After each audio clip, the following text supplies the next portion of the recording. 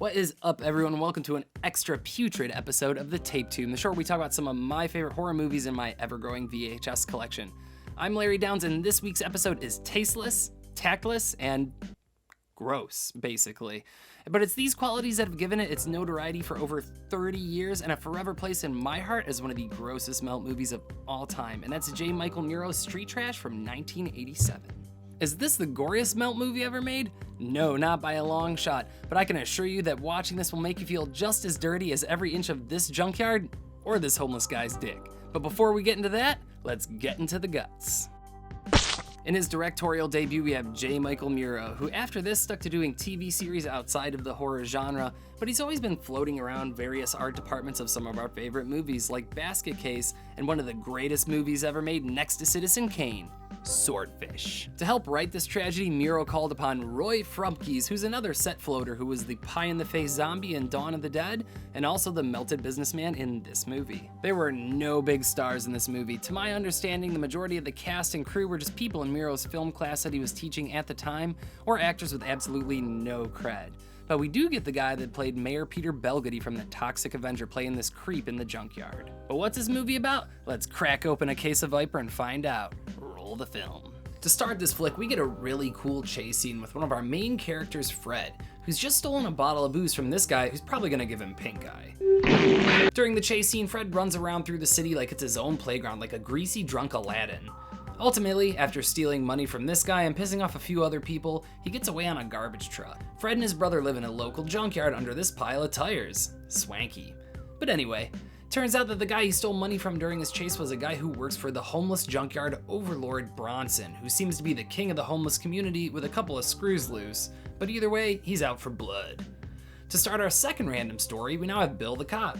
Bill rolls up on the crime scene caused by Bronson's goons. After finding out who's behind it, just like any over-the-top, lawfully righteous 80s cop would, he sends out a message through one of Bronson's goons that he is also out for blood, and coming for him. Now, what could make these streets any hotter and more tense than they already are? Get this shit.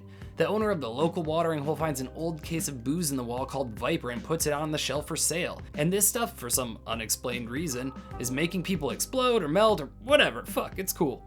What will Fred, his brother, Bill the cop, Bronson, and this guy Nick Duran, who I didn't even mention, resolve all of their own individual conflicts that really don't relate to each other? Get your raincoat, because it's gonna get messy in Street Trash. Obviously, this movie is not for everyone. It's gross, it has scenes that would make any sane human being feel uncomfortable, and it has a really crass depiction of the homeless. But much like a pungent cheese, it's in your face, unforgettable, and for the right audience, an absolute knockout.